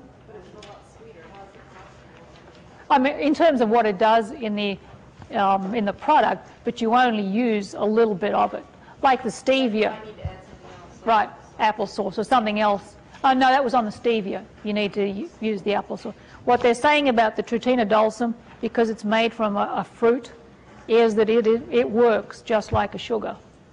They're slowly coming out with some recipes. There aren't many out there yet. Because my question is, if a recipe calls for a cup of sugar and you substitute 1/20th of a cup of Tritina, it's not going to have the same consistency cookie as a sugar. There's not so much a problem with the Tritina dulcim as it is with the stevia. There's more of a problem in that sense. But there are a few recipes. I think somebody's putting together a cookbook using the Tritina dulcim. There is also a recipe book out there using stevia. You can probably find it on the net. But you do have to watch, yes, when you're using things other than regular sugar. Well, thank you very much. Oh, the resource sheet, if anybody needs it, is up here.